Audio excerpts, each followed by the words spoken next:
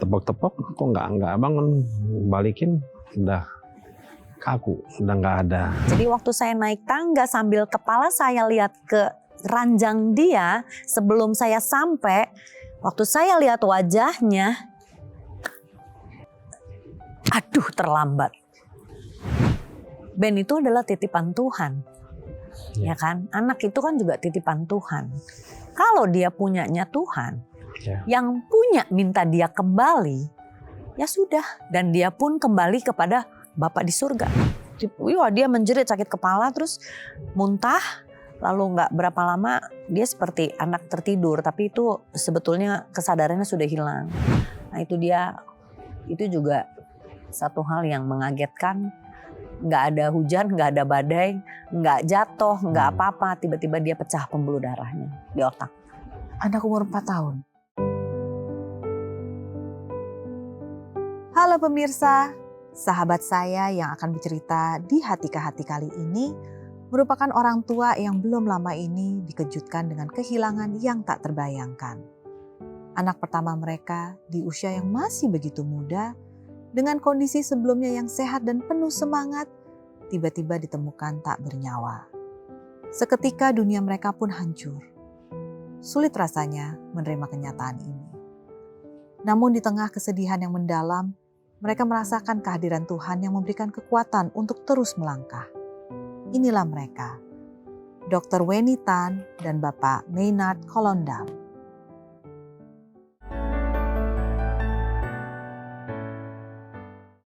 Halo Dr. Weni, Pak Maynard, apa kabar? Selamat datang di Hati ke Hati. Terima kasih. Makasih. Saya tuh kalau ngelihat Dr. Weni ya, yang saya ingat adalah dokter kecantikan. Karena memang sudah terlihat langsung.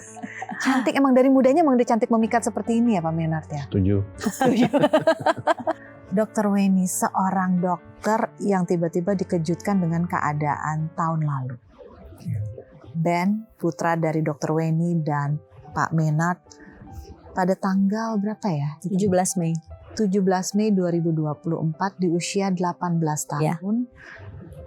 Bisa mungkin diceritakan lebih dalam lagi Dr. Weni. Jadi pagi itu 17 Mei itu hari Jumat ya. Ben itu kan kelas 3 SMA tuh. Nah karena sudah selesai semua persiapan dia untuk kuliah dan sebagainya udah selesai, jadi dia udah tidak mengikuti pelajaran sekolah lagi kan, hari-hari udah selesai. Nah karena kan jarak nanti kalau mau kuliah kan masih jauh, Ben itu masuk intern seminggu 3 kali. Kebetulan Senin, Rabu, Jumat. Nah Jumat itu harusnya dia masuk intern tapi jam 8. Tapi suami saya lihat jam setengah 8 itu yang biasanya dia sudah ada siap di meja makan di bawah, ternyata dia belum ada. Jadi suami saya coba bangunin, telepon dulu awalnya, tapi tidak diangkat. Jadi suami saya naik ke atas ke kamar Ben. Nah suami saya ini yang temukan dia sudah nggak ada waktu pagi itu. Keadaannya seperti apa Pak Maynard? Waktu saya temukan ya dia seperti biasa tidur, kayak lagi peluk bantal begitu, miring gitu kan.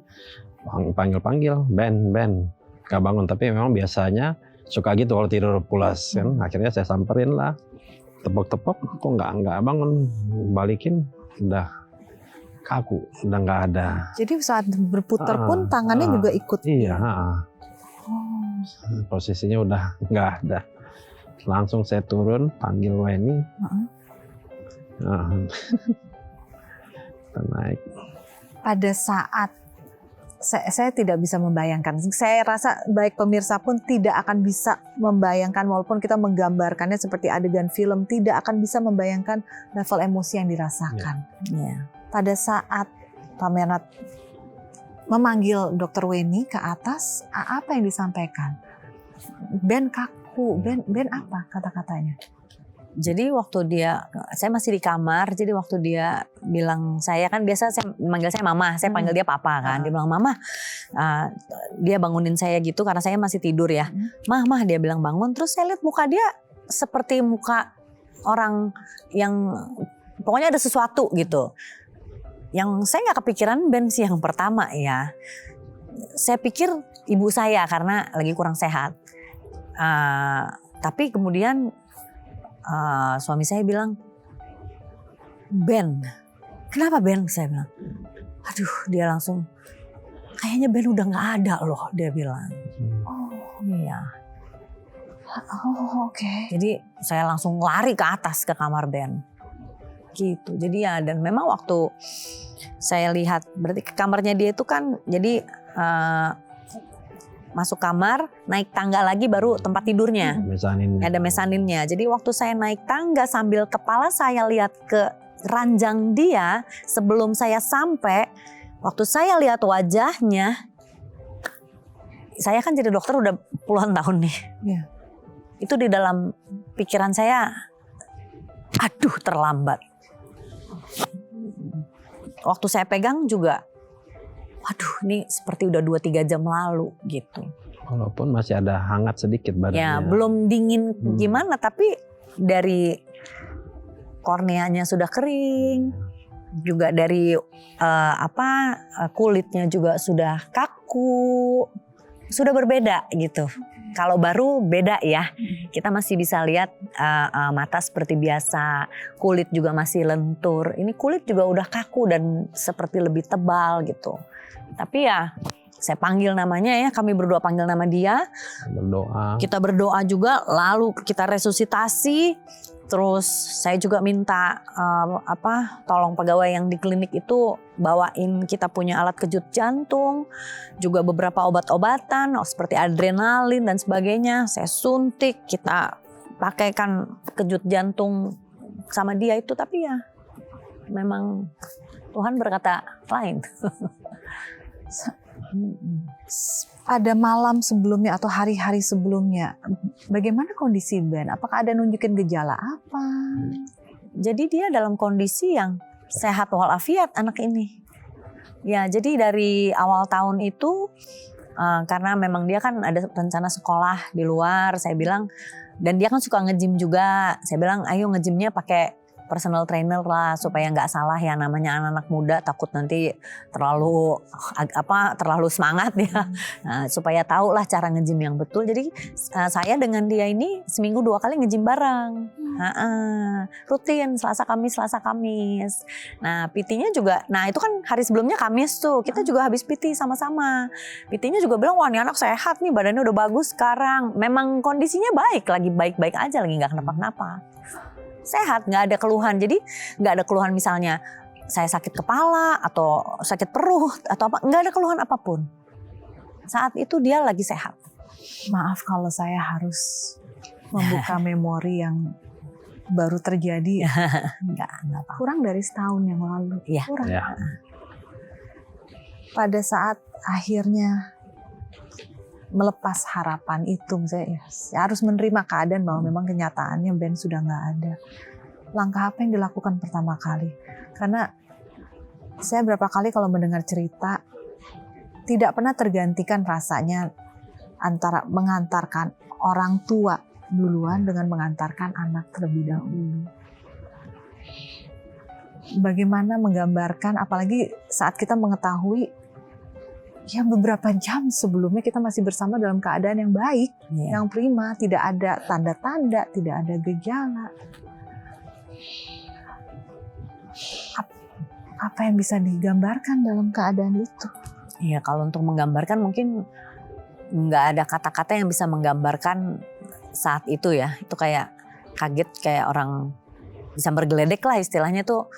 Kagetnya tuh benar-benar luar biasa karena sama sekali nggak kepikiran kan, itu nggak kepikiran. Jadi malah kita tuh sebenarnya lagi sibuk-sibuknya, lagi nyiapin dia mau sekolah kan. Jadi inilah daftar di sini, daftar di situ, sudah ada beberapa penerimaan. Jadi kita lagi sibuk di situ ya.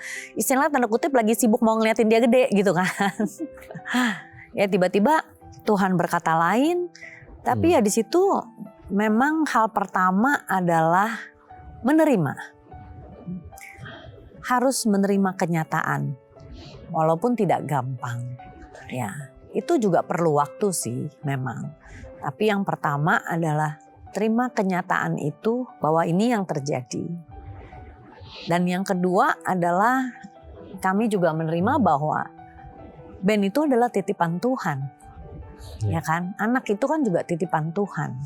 Kalau dia punyanya Tuhan, Ya. yang punya minta dia kembali, ya sudah, kan punyanya Tuhan. Dan dia pun kembali kepada Bapa di surga. Ya. Jadi kenapa saya atau kami mesti komplain?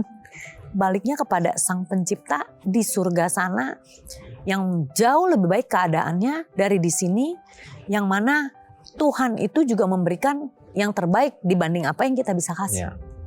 Itu aja. Lihat dari satu sisi begitu, apa yang bisa kita kasih sebagai manusia, ya lebih baik dari apa yang Tuhan bisa kasih bersama-sama dengan Dia. Tapi di sisi satu ya kehilangannya. Ya. Dokter Weni dan Pak Menard nih, saya mendengarnya saja kata-katanya begitu kuat. Tapi saya kan hanya orang luar yang mendengar ceritanya, saya ngerasa saya nggak akan punya kekuatan itu. Bagaimana caranya bisa punya kekuatan itu? Sebetulnya kita juga nggak tahu ya. Ya Tuhan kasih kekuatan mungkin pertama lewat orang-orang di sekeliling kita juga. Kami sangat beruntung ya. Dari keluarga terutama. Lengkap tuh, ada semua. Lengkap, semua ada, mendukung, membantu, dan ya maksudnya itu kan berarti banget kekuatan dari mereka itu. Dan juga seperti saya, suami saya juga menguatkan. Anak saya juga Charlotte yang kecil ya, adiknya Ben juga. Sekolah tuh waktu itu. Ya dia juga kan sekolah tuh. Kita panggil pulang lah langsung gitu. Ya tapi ya sedih pasti, kita semua kehilangan banget. Cuman memang ada satu hal yang harus kita jalanin kan, hidup ini kan terus berjalan. Nah ya kan, mau berjalannya seperti apa sesudah ini itu kan keputusan kita. Pilihan itu ada di tangan kita kan. Tapi memang, aduh, buat saya itu rasa kayak ada batu berat di hati. Sempat terungkap nggak apa yang menyebabkan Ben meninggal secara medis? Secara medis kita bilang diagnosanya adalah sudden cardiac arrest. Karena nggak ada tanda-tanda atau gejala yang lain. Jadi gini, waktu saya temukan Ben juga udah nggak ada, saya dokter juga ya. Waktu diresusitasi selesai, itu mungkin ada 40 menit mau 1 jam. Kita usahakan supaya dia bisa bernafas lagi. Ternyata nggak bisa. Itu kan memang adalah satu kenyataan yang harus kita terima bahwa dia tidak kembali bernafas. Lalu waktu saat itu juga karena saya dokter, saya periksa semuanya. Seperti kepalanya, apakah dia terbentur, ada yang benjol atau enggak. Karena kan juga kita sebagai dokter kita tahu basic otopsi seperti apa. Jadi saya lakukan itu semua. Nggak ada lecet, tidak ada luka, semua badannya. Jadi dia nggak ada, kan sometimes mungkin ada jatuh, tapi mungkin ya karena sudah mungkin tengah malam atau apa terjadi hal-hal seperti itu kan, itu juga terpikirkan oleh saya gitu. Cuman saya periksa semua, nggak ada benjol, nggak ada memar, semua baik. Juga nggak ada misalnya bekas luka atau darah yang ada di dalam misalnya hidung, telinga dan sebagainya, tidak ada. Dokter Weni bagaimana menjalankan itu, Dok? Itu melakukan sendiri ke anak, satu prosedural yang saya nggak kebayang mendapatkan keadaan aja udah seperti itu, terus dokter masih bisa berpikir untuk oke, langkah selanjutnya adalah saya periksa. Karena itu tanda tanya besar juga sama saya kan. Hal pertama kan susah menerimanya ya. Saya istilahnya saya nggak terima nih tiba-tiba nggak ada. Kenapa nih anak gitu loh. Harusnya kalau anak saya sakit saya kan tahu dong. Gitu kan. Saya ngerawat dia dari kecil, istilahnya saya tahu kalau anak saya kenapa-kenapa, saya tahu sejarah dia ngapain, istilahnya sejarah histori kesehatan di keluarga saya tahu dong gitu. Jadi ini kenapa gitu, ada sesuatu yang terlepas dari saya tuh apa gitu. Jadi saya pengen tahu kenapa sebetulnya, tapi ya nggak ada apa-apa ternyata. Jadi saat kami minta tim dokter dari rumah sakit untuk Yang- memeriksa lebih lanjut juga. Mereka juga bilang, ya sebetulnya ini nggak ada apa-apa juga ya. Maksudnya nggak ada tanda-tanda seperti ada sesuatu yang terjadi. Makanya diagnosanya adalah sudden cardiac arrest. Saat ini Dr. Weni, Pak Maynard bisa bercerita dengan, saya bisa katakan tenang. Seakan-akan proses yang sudah umum terjadi. Tapi sebagai manusia, sebagai orang tua, saya tidak terbayangkan, tidak mungkin dalam sekejap kejadian, dalam hitungan berapa bulan sudah bisa sekuat ini. Bagaimana prosesnya untuk bisa dapat kekuatan seperti sekarang? Gimana ya? Pertolongan Tuhan Ya. pasti. Secara Dukungan keluarga, teman-teman dekat. Dan pertolongan. juga ya kita mesti memutuskan dalam hati pikiran, bersedih itu nggak boleh terus-terusan. Kita mesti sedih-sedih. Tapi kalau itu yang terus ya, istilah yang aku bilang itu, terus kasih makan kesedihan nggak akan habis. Ya. Bahkan akan tambah sedih terus. Itu yang jangan kita, apa yang kita kasih makan tambah besar kan. Iya. Sedangkan ini kan masih ada adiknya. Ya. Iya kan. Jadi kita Nggak mau tenggelam lah dalam itu. sepakat juga waktu itu, setelah melewati beberapa hari, setelah selesai semua upacara-upacara, lalu kita juga bertiga bicara bahwa kita sedih memang. Ben nggak ada, apalagi adiknya kan deket ya, tiap hari berdua kan sama dia. Iya, cuman kehidupan ini kan berjalan, life goes on. Kita harus hadapi dan kita harus jalanin. Jadi kita bersepakat bahwa kita sedih iya, tetapi kita tidak mau tenggelam di dalam kesedihan itu. Seperti yang suami saya juga bilang, jangan memberi makan kepada kesedihan itu. Nanti itu yang jadi besar. Sedangkan kita di rumah kan yang di depan mata, yang hidup ini masih ada, ya kan? Kalau saya punya suami saya ada anak saya yang kecil. Begitu juga suami saya kan ada saya, ada anak saya. Maksudnya kita masih punya tanggung jawab masing-masing. Jadi kita kan harus menghargai Ya. yang hidup. Bagaimana adiknya Charlotte menghadapi berita dan keadaan ini? Cara orang berduka itu berbeda-beda. Salah satunya yang bisa kami lihat dari Charlotte, dia sekarang suka pakai baju kakaknya. Kakaknya punya earpod, ini earphone, itu dia yang pakai. Barang-barang kakaknya dia yang pakai.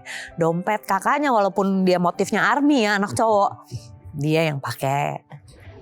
Kalau tas sekolahnya masih bagus juga mungkin dipakai, ini tas sekolahnya udah rombeng-rombeng jadi udah nggak bisa dipakai. Jadi ya barang-barang kakaknya dia yang pakai sekarang.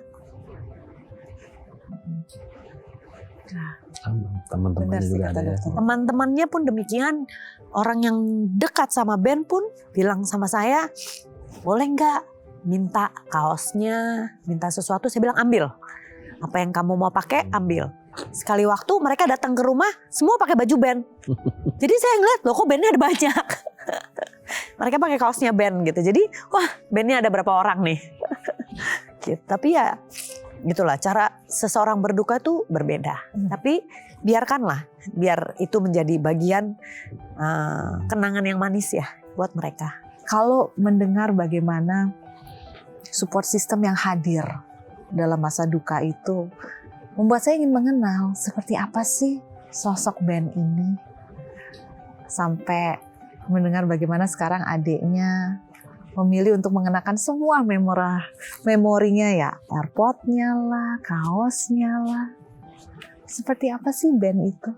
Ben itu dari lahir ya, dia tuh happy baby. Ya, dan dia komunikatif. Umur 1 tahun sudah bisa bicara. Oh, Ya, umur 1 tahun dia udah bisa bicara, udah bisa ngomong. Jadi dari kecil bisa diajak komunikasi dengan jelas, dan kalau diberi, maksudnya kalau kita kasih pengertian, dia cukup mengerti, dia bisa mengerti, dia bisa mengolah apa yang kita berikan, informasi yang diberikan, dia bisa maksudnya mengolah seperti anak kecil ya. Nah, jadi misalkan ya kita ke mall, Kan dia senang sekali sama mobil-mobilan kecil Hot Wheels. Oh iya. Aduh dia itu suka banget ya sama Hot Wheels itu. Aduh gitu dia. Kayaknya kalau tiap kali ke mall maunya beli. Tapi kan gak seperti itu juga. Jadi ada saat kalau kita ke mall tidak beli apapun, kita kasih tahu dulu. Ben nanti boleh ke toko mainan, tapi gak beli ya, gak beli apa-apa ya. Ini nih ya. Jadi saya juga memberi waktu kepada dia untuk, namanya anak kecil kan kita aja orang gede kalau dilarang sesuatu perlu waktu untuk menerima. Jadi nggak apa-apa, saya biarkan dia masuk ke toko mainan, dia pegang-pegang, dia lihat-lihat. Tapi dia tahu kalau dia nggak boleh beli, ya sudah gitu. Jadi dia bisa diberi pengertian dengan baik ini anak. Dan anaknya yaitu sampai besar juga ya punya teman juga cukup banyak ya. Karena mungkin dia anaknya happy lah gitu, tipe anak yang happy, gampang bergaul. Jadi kalau misalkan kita lagi pergi kemana gitu, tahu-tahu dia bisa punya teman, dapat teman. Aku dapat teman loh mah. Tahu-tahu dia ngobrol sama teman sebaya. Misalnya lagi berenang gitu, contoh misalnya kayak kita ke Ancol lah gitu. Tahu-tahu dia berenang, dia bisa udah ngobrol sendiri sama beberapa anak di situ. Oh, bilang. Waktu kecil pernah di foto di acara ulang tahun orang. Oh ya, jadi pernah waktu itu kita ke satu restoran, lalu di tempat ada ruangan khusus tapi kaca, jadi kita bisa lihat dari luar. Itu ada anak kecil ulang tahun, jadi ada keluarganya lah dan mungkin teman-temannya atau saudara. Kita makan kan di luar ruangan itu. Tiba-tiba nggak berapa lama ada ibu-ibu dari ruangan itu bilang, itu anak siapa ya yang berdiri di situ? Ternyata mereka lagi berfoto. Ben itu di sebelah yang ulang tahun. Lah, saya bilang kok itu anak udah ada di situ. Senyum terus. Dia senyum aja gitu, seolah-olah ikut pesta. Kepribadiannya begitu hangat ya. Ya. Ya, ekstrovert orangnya lebih apa. Lalu ada kejadian kan dalam perjalanan hidup Ben di usia 4 tahun. Iya. Bahwa si Happy Baby ini tiba-tiba jerit. Iya. Karena sakit kepala. Iya. Itu bagaimana ceritanya? Jadi waktu itu juga kejadian hari Jumat tuh. Jumat juga betul. Itu hari Jumat ya, 2010. Nah itu bulan Juni saya ingat. 18 Juni kalau nggak salah. Hari terakhir sekolah tuh. Ya itu. Dia udah libur tuh. Ya, dia kan preschool. Hari itu hari terakhir selesai sekolah karena paginya. Libur sekolah kan. Ya betul, paginya juga ada pesta perpisahan. Sore itu biasanya ada persekutuan di rumah kalau Jumat. Nah sore-sore itu, dia jerit sakit kepala hebat. Dia biasanya nih anak kan tahan sakit. Wah dia menjerit sakit kepala terus muntah. Lalu nggak berapa lama dia seperti anak tertidur, tapi itu sebetulnya kesadarannya sudah hilang. Kebetulan karena kami ada di rumah ya, jadi kita cepat-cepat lihat. Lalu saya senter matanya, respon dari pupilnya udah melambat. Wah ini bahaya nih. Jadi saya langsung minta suami saya, kita bawa ke rumah sakit sekarang. Nah itu juga satu hal yang mengagetkan.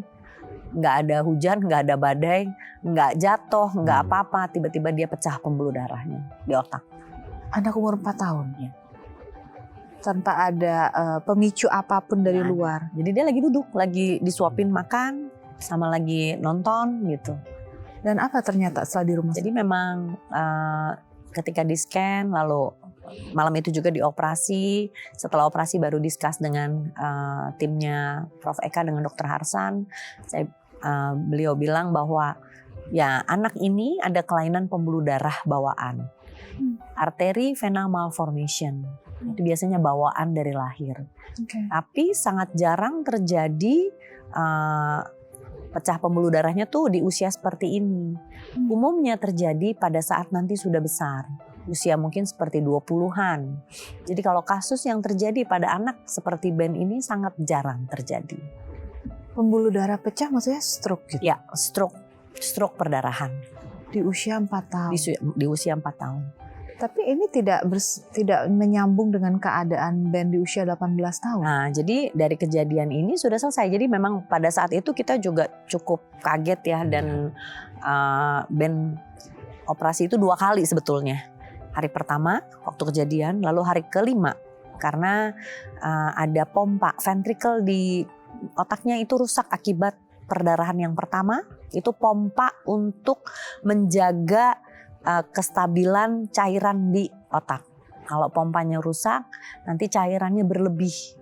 Kalau berlebih itu seperti anak yang hidrosefalus, kepalanya besar, itu bayi.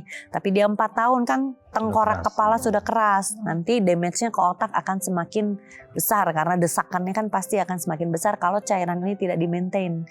Jadi harus dipasang selang. Yang pertama itu kan operasinya adalah evakuasi darahnya supaya tidak damage tidak banyak. Ya. Lalu setelah pemeriksaan lebih lanjut ditemukan AVM dan ventrikelnya rusak. Jadi dipasang selang dari kepala tembus ke perut untuk mengeluarkan cairan otak yang berlebih. Itu yang terjadi waktu 4 tahun. Nah, habis itu Ben masuk ke ICU. Hampir 1 bulan dia tidak sadarkan diri. Dan dia lumpuh separuh badan waktu itu. Jadi itu juga keajaiban yang kita terima dari Tuhan. Bahwa Ben bisa sembuh sempurna, tidak kurang apapun.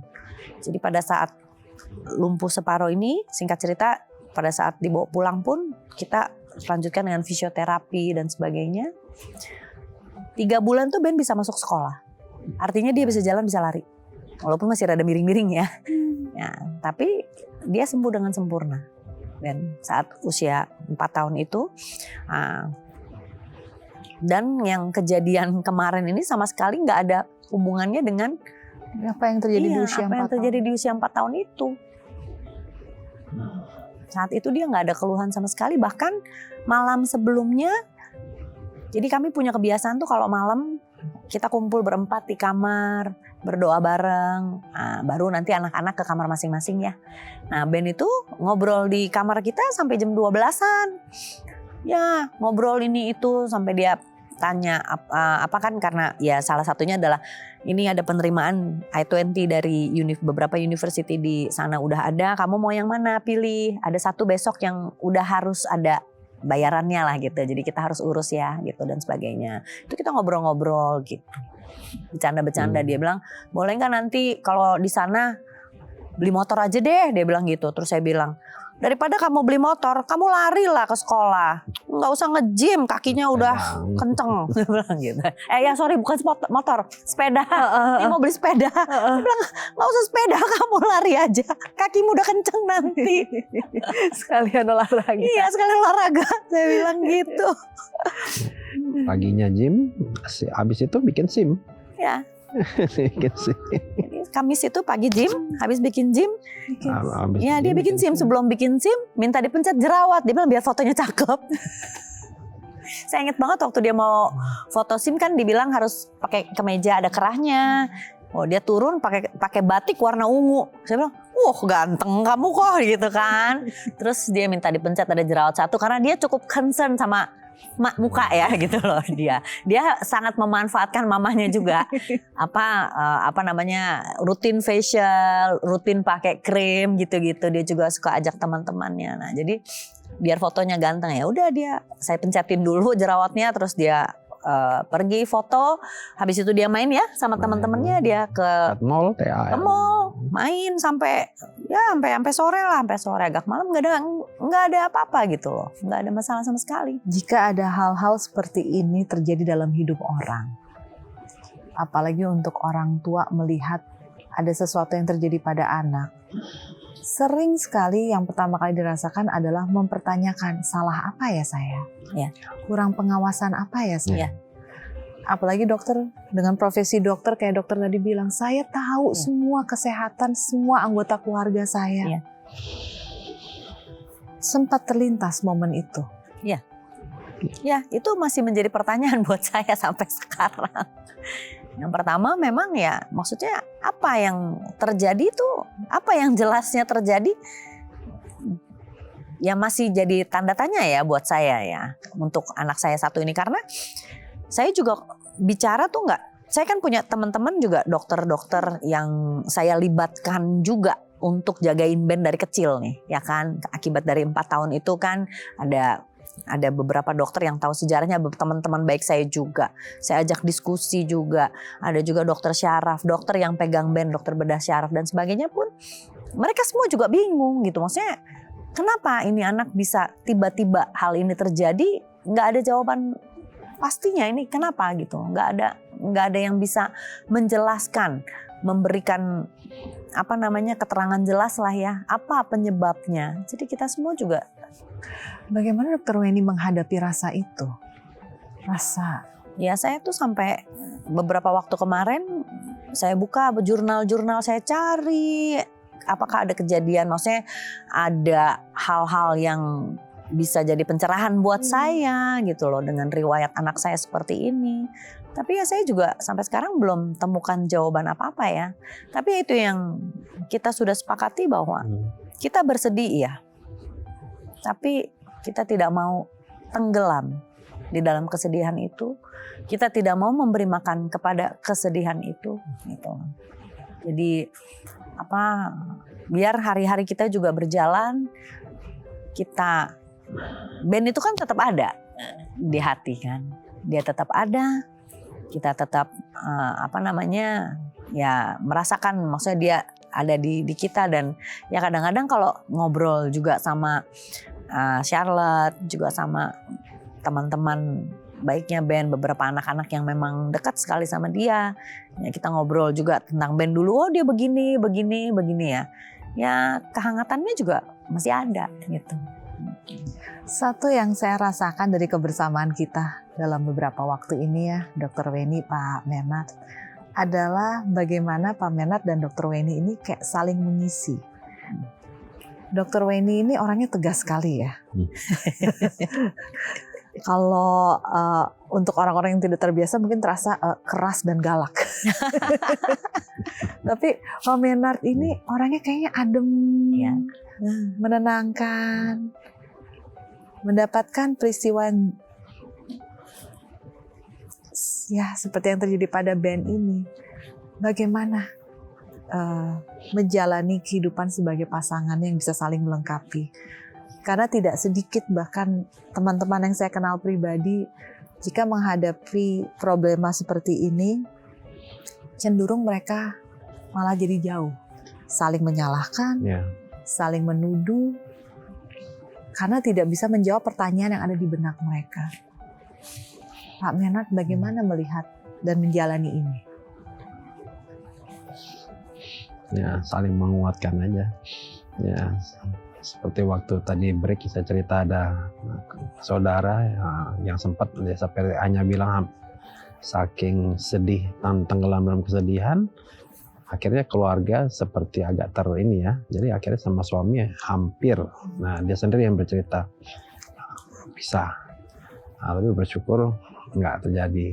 Iya, dalam kasus kami ya saya bersyukur istri yang sangat baik. Ya, kami saling menguatkan dan ya komitmennya tadi dia bilang kita nggak mau tenggelam dalam kesedihan. Ya lebih baik kita pakai melalui hidup Ben maupun kepergiannya supaya kami bisa saling menguatkan dan juga menguatkan mereka yang mungkin mengalami yang sama. Kami memang memutuskan ya untuk menjalani ke depan ini tidak mau larut atau tenggelam dalam kesedihan atau dalam permasalahan. Jadi kami saling menguatkan. Kebetulan tadi Anya juga bilang, ini kan adem nih yang satu. Itu memang karakter itu. Ya, jadi ya saya bersyukur Tuhan kasih Menat sebagai suami saya. Ya kata-katanya kan dari tadi kata-katanya adem ya. Ya coba kamu kita bayangin kalau maksudnya mungkin sering duduk itu diademin terus kan jadi ya adem. Adanya Ben kayak saya diem. Ya Charlotte seperti papanya lebih diam, observer gitu. Kami cukup surprise. Waktu di rumah duka, tahu dia bisa berdiri ngomong di depan umum kehilangannya. Ya. Waktu kita juga kaget luar biasa. Jadi waktu dia bisa speech gitu. Apa kata-katanya Charlotte? Dia bilang kan maksudnya berdua dari kecil. Terus aku tahu kamu tuh hobinya main game. ya kan, I know gitu. Dia bilang kamu suka main game, kalau suatu saat nanti kita ketemu, I hope, dia bilang, kita bisa istilahnya main bareng-bareng ya, gitu. Still we meet again. Tapi dari atas sih panjang juga, dia ada deskripsi dia. Maksudnya kan dari kecil sekolah bareng-bareng, dia selalu lihat Ben tuh sebagai memang kakaknya gitu. Karena kan cuma berdua di rumah. Itu terakhir dia bilang kayak gitu. I know kamu suka main game, aku tahu. Jadi nanti kalau kita ketemu lagi, ya I hope kita bisa main game sama-sama ya, dia bilang. Until we meet again, dia bilang. Karena saya tidak hadir sih di hari H, tapi mendengar cerita ini saya sebuah keluarga yang mengalami musibah dalam hidup, tapi masih bisa bersama dalam kedamaian, itu satu hal yang cukup langka. Dan itu yang saya lihat yang menjadi dasar dan kekuatan dari keluarga Dr. Weni dan juga Pak Maynard. Tapi yang paling hebat di sini saya merasakan bentuk cinta. Bukan cinta layaknya romansa seperti apa, tapi cinta yang menghadirkan keseimbangan. Mungkin itu komitmen ya. Jadi waktu kita dulu mau menikah ya, kan sekarang maksudnya sebelum menikah kita juga ada melakukan beberapa konseling pernikahan. Salah satunya yang buat saya yang saya pelajari adalah pernikahan itu nggak cuman berdasarkan kamu cinta sama dia cinta sama kamu, and then you menikah.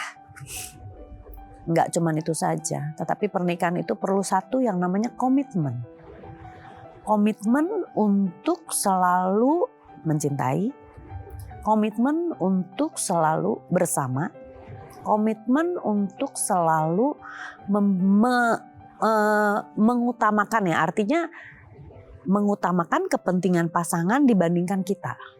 Itu perlu komitmen. Karena kalau dipelajari cuman ngomong cinta saja, cinta itu luntur. Betul kan? Tetapi kalau ada komitmen untuk mencintai, komitmen kita untuk nurturing our love, ya kan? Nah, itu yang tetap bertumbuh dan stay ada. Juga komitmen untuk tetap ada. Artinya kadang-kadang kan saya yang susah, gitu kan? Tapi kesusahan saya itu dia tidak merasa bahwa kesusahan saya itu menyusahkan dia, tapi dia membantu saya, gitu kan? Jadi kita ini kan juga mesti berkaca diri bahwa kita tidak sempurna. Ada orang yang mencintai kita dengan baik, itu suatu berkat. Kita pun harus menghargai hal itu, karena kita ini bukan saya ya, maksudnya kita ini kan maksudnya saya banyak kekurangan. Ada orang yang mau mencintai saya dengan tulus, itu satu berkat. Menerima kekurangan nggak gampang loh. Mau terima kekurangan, mau terima apa adanya tuh nggak gampang loh, ya kan? Banyak aja yang udah menikah aja masih enyel-enyelan nih, soal ini belum beres nih, ya kan? Yang sebetulnya pada saat mau melangkah kepada pernikahan, ini udah diberesin. Jadi pada saat menikah mengalami hal-hal tertentu ya bisa diatasi. Komitmen itu yang paling penting buat saya ya. Hari ini saya melihat wujud nyata bagaimana bentuk komitmen yang dimiliki dari sepasang suami dan istri. Dr. Weni dan Bapak Maynard sudah melewati dan menghadapi satu titik terendah dalam hidup mereka saat harus melepaskan putra pertamanya kembali kepada Yang Maha Kuasa tahun lalu. Dalam keadaan yang tidak pernah tersangka, dalam keadaan yang tidak pernah terbayangkan. Tapi satu yang ternyata saya dikejutkan dalam kebersamaan kita hari ini adalah bagaimana kekuatan mereka bersama, saling menguatkan. Karena kalau saya membayangkan, ya saya sih benar-benar berharap jangan sampai saya pernah berada di posisi yang dialami oleh Dr. Weni dan Bapak Maynard, jangan. Ataupun Anda, saya juga berharap tidak akan pernah mengalami fase itu. Tapi Kalau sampai itu terjadi, saya tidak tahu seperti apa ketidakstabilan emosi saya dan saya tidak akan tahu bagaimana efeknya kepada orang-orang di sekitar saya. Tapi di sini, Dr. Weni, Pak Menat, Charlotte sangat kuat sekali dalam mempertahankan apa yang menjadi kekuatan mereka, komitmen mereka. Saya penasaran, boleh ya saya nanya ya? Bagaimana sih jalur pertemuannya Pak Menat dan Dr. Weni? Karena kalau dari karakter kelihatannya berbeda sekali. Terus saya nggak tahu nih gimana sih dua orang yang bisa berbeda ini bisa ketemu dan bisa seperti sekarang. Masih ingat nggak ketemunya di mana? Ketemu tuh dikenalin sama teman gereja. Ah, Ada teman gereja yang kenalkan. Ketemunya sih pertama ketemu ya di restoran karena di bawahnya kan ke restoran, dipertemukannya di tapi maaf ya Dr. Weni, saya harus potong. Ini yang saya bilang ya, aduh rasanya itu gimana? Setiap kali saya nanya, tapi tetap Pak Menat yang saya dulu. Karena kalau bicara dia lebih bagus. Oh, Dan kalau disorot lebih enak dilihat. aduh. Benar-benar kayak itu ya, dipertemukan oleh teman. Dan dari awal memang sudah kelihatan ini aduh adem banget sih nih orang. Belum tahu. Terus apa yang memikat dari Pak Menat? Oh iya, jadi setelah dikenalkan ya kan kita ada diajak saya pergi ya selama berkenalan ya saya tahu dia dalam arti itu kalau saat itu kan artinya kita juga harus punya bertukar pikir ya kan. Saya merasa bahwa saya bisa percaya sama dia ini dan dia bisa membawa saya ke dalam artinya begini, bisa menjadi imam di dalam keluarga itu yang saya cari. Karena saya mencari seseorang yang bisa saya hormati menjadi imam di keluarga, yang pemikirannya juga mungkin lebih di atas saya, jauh ya, maksudnya ke depan, bisa membawa saya juga berjalan bersama-sama ke masa depan gitu. Kita jadi bisa berjalan searah, sejalan gitu. Itu kan jadi saat itu saya bilang, wah ini sepertinya, maksudnya saya berasa bisa menjadi diri saya apa adanya, saya bisa menyampaikan apa aja sama dia gitu, nggak ada kekhawatiran, nggak ada ketakutan, saya merasa secure gitu kan. Nah saat itu yang saya rasakan. Saat Dr. Weni cerita, Pak Menat matanya penuh dengan ya terkesima dengarnya. Kalau Pak Menat apa yang akhirnya membuat jatuh hati dan mengatakan inilah pilihan? Itu sudah terlihat sangat jelas. Nah, tentunya habis itu kan mesti kenalan terus ya. Makanya masa perkenalan, masa pacaran ya 1,5 tahun Iya. kurang lebih sampai memutuskan Menikah. dia ini pacar saya pertama dan terakhir. Beneran? Udah dicek belum? Udah Bener. cek dan recheck. Cek dan dicek. Waktu dengar pertama kayak dengarnya, masa sih gitu? Tapi bener. Apa yang akhirnya Pak Menat memutuskan bahwa ya saya akan membuka hati. Dan inilah perempuan yang akan mengisi hati saya untuk pertama kalinya. Prosesnya selama kita pendekatan, makin lama kan kita makin kenal, makin tahu ya. Terus dari sisi usia juga udah cukup ya. Saya waktu itu 34, 35. Beda 8 tahun sama Weni. Ya. Weni 27. Ya apalagi sebenarnya mau tunggu ya. Buat apa kita pacaran terus kalau nggak ada kejelasan toh, nggak fair juga untuk ini kan ya. Memang kita tujuannya memang mau berkeluarga. Ya sudah. Langkah tetap diambil, mesti diambil ya.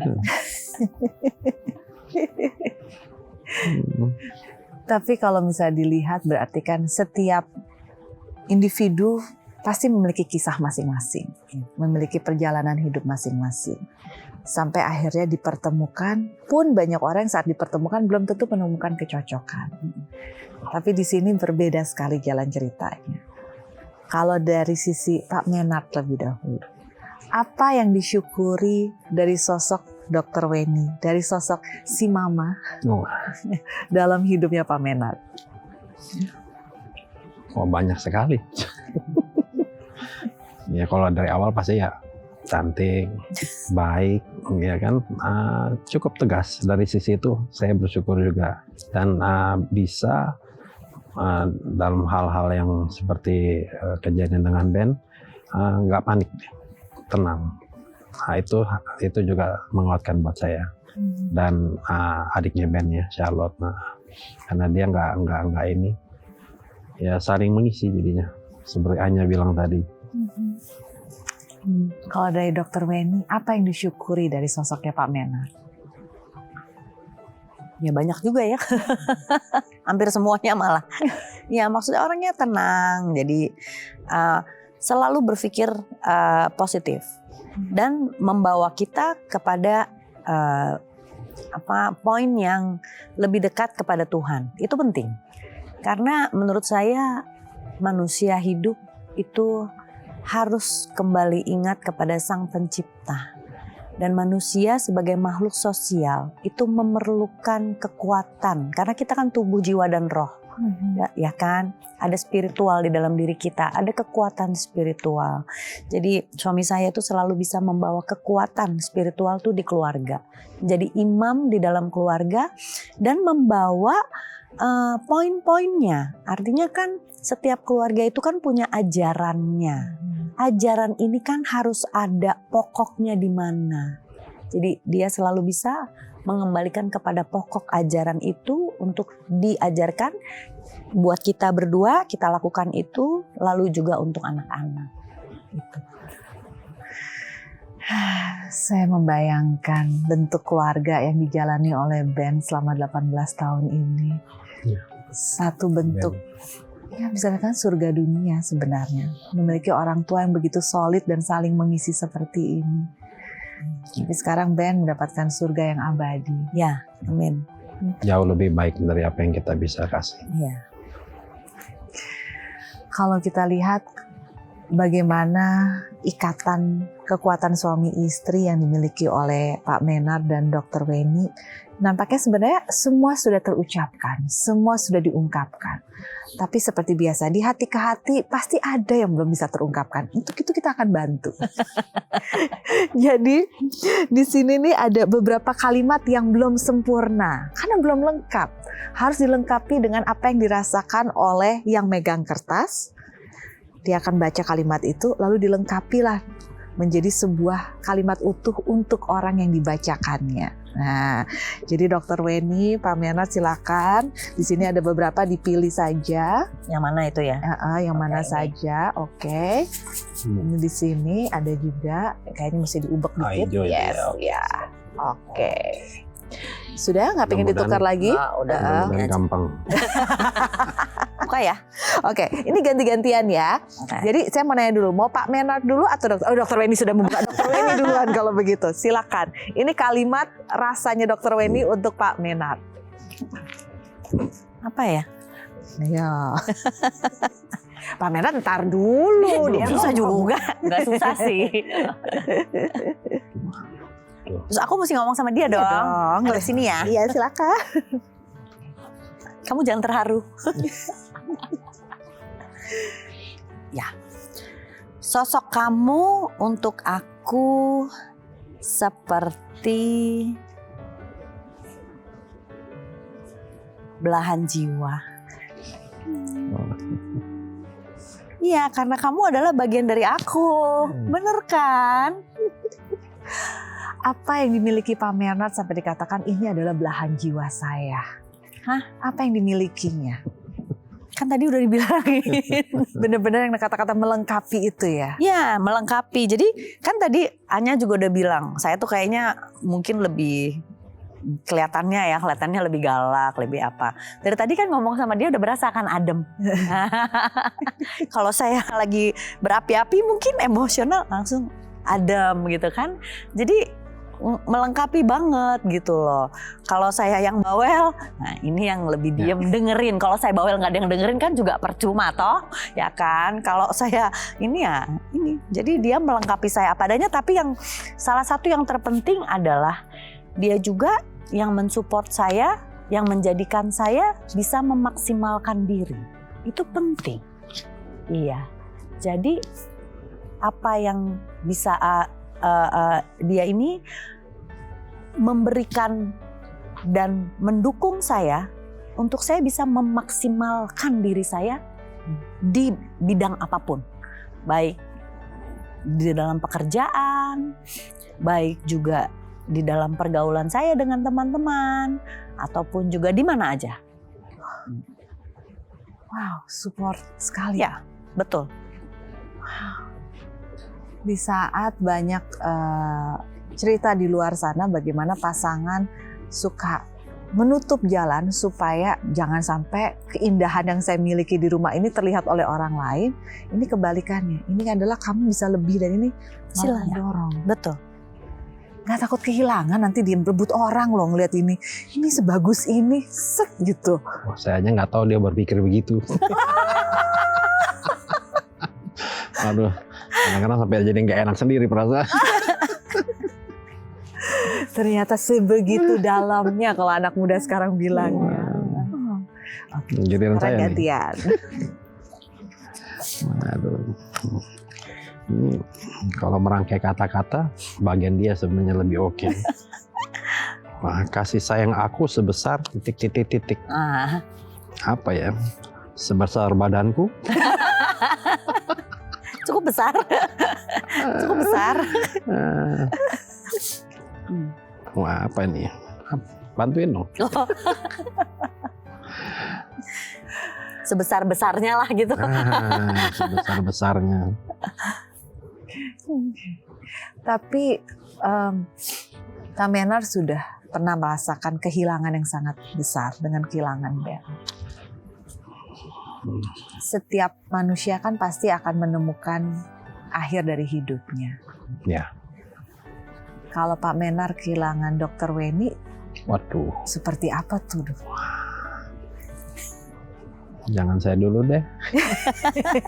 Maksudnya saya duluan.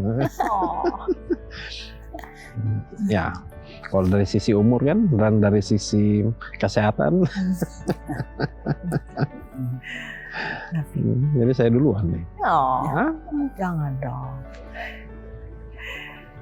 Yang pasti terima kasih sudah hadir di sini. Ya, terima kasih. Memberikan inspirasi dan juga sumber kekuatan. Kita tidak tahu pemirsa kita pada saat ini sedang berada di titik apa dalam hidupnya. Kehilangan seorang anak itu tetap menjadi satu fase yang tidak pernah bisa terungkap. Orang bilang kehilangan apapun nggak bisa, tapi satu lagi deh yang saya dengar dari banyak orang adalah kehilangan anak itu rasanya jauh berbeda. Tidak bisa diungkapkan dengan kata-kata, tidak bisa dibantu dengan duka yang diukur.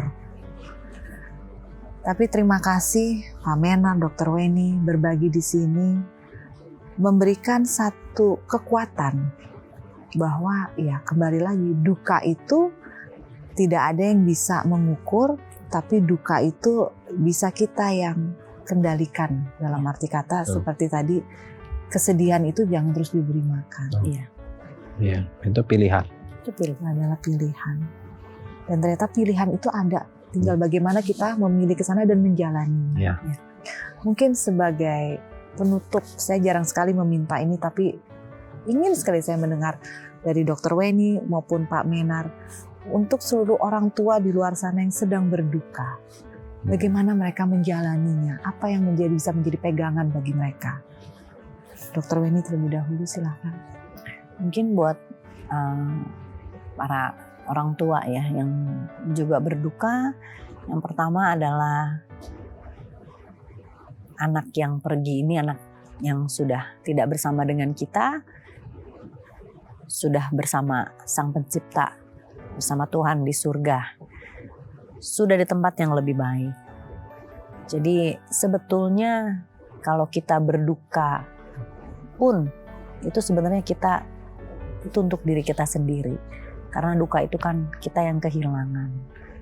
Tapi biarlah, maksudnya kenangan anak itu tetap ada di kita, rasa sayang itu tetap ada, sosok dia tetap ada di kita, tapi kita juga lihat yang masih ada di sekeliling kita, ya kan? Itu yang harus kita hargai, yang harus kita tetap kasihi, dimana tanggung jawab kita juga kan untuk supaya mereka yang masih di sekeliling kita ini bisa bersama-sama kita berjalan lebih baik lagi, bahkan dengan sosok yang pernah ada dalam hidup kita seperti Ben yang pernah ada dalam hidup kita nih, menjadikan kita lebih baik lagi di kemudian hari, ya kan, gitu.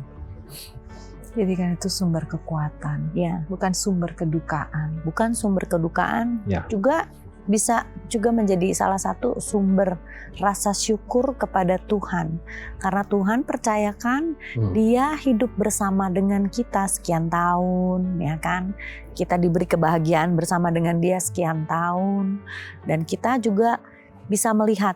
Kadang-kadang ada juga bahwa melalui anak-anak kita inilah kita juga bisa banyak belajar tentang iman, tentang apa aja. Karena kan jadi papa mama tuh kan nggak ada sekolahnya. Kita belajarnya kan dari mereka ini kan. Nah, bisa juga mendapatkan pelajaran atau satu pesan atau satu apa dari anak-anak kita ini. Terima kasih, Dok.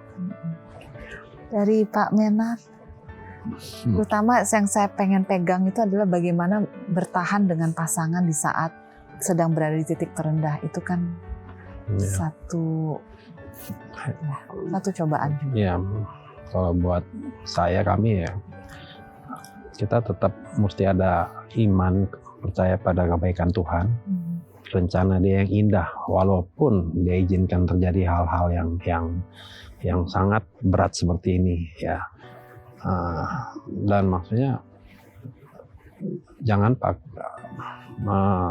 peristiwa ini sudah sangat berat, menyedihkan, tapi jangan kita membebani lagi diri kita sendiri dengan kesedihan berlebih sampai kita nggak bisa jadi Melihat kebaikan. iya, melihat justru mesti melalui peristiwa ini kita bisa boleh menjadi berkat buat orang lain, buat mungkin yang mengalami yang sama. Jadi supaya legacy melalui yang anak kita yang sudah duluan ini ada hal yang baik yang bisa kita lakukan. Kita masih ada di dunia ini kan, seperti Anya bilang, siapa yang duluan nanti. Ya berarti kan kita masih ada purpose ya, Tuhan tempatkan kita ya. Ya kita pakai sebaik-baiknya. Terima kasih. Makasih ya. Terima kasih Menar, terima kasih. Dan terima kasih kepada pemirsa yang telah ikut serta dalam kesempatan hari ini. Setiap orang memiliki kekuatannya masing-masing. Setiap orang memiliki batas toleransinya masing-masing. Tapi kalau kita berbicara mengenai duka, tidak ada hak bagi kita untuk menilai bahwa itu mah nggak seberapa, itu berat sekali. Tidak bisa. Itu adalah milik pribadi dari orang yang memiliki rasa itu. Yang bisa kita lakukan adalah menjadi support system, hadir untuk mereka. Hadir supaya mereka bisa memiliki pegangan agar mereka bisa segera bangkit dari kedukaan yang sedang mereka rasakan. Dan kembali lagi, kata kunci hari ini yang menjadi satu penyemangat dan penguatan bagi kita bersama adalah kesedihan itu jangan diberi makan terus. Itu adalah pilihan bagi kita untuk bangkit. Dan ingat, kita harus kembali berfungsi karena masih banyak orang-orang di sekitar kita yang membutuhkan kita. Semoga apapun yang tengah Anda hadapi, pemirsa, dapat Anda lalui dengan baik. Karena biar bagaimanapun, walaupun kami tidak saling mengenal, tapi kami mengharapkan yang terbaik untuk Anda juga. Terima kasih pemirsa, kita berjumpa di lain kesempatan, hanya di Hati ke Hati. Saya Anya Dinov pamit, sampai jumpa.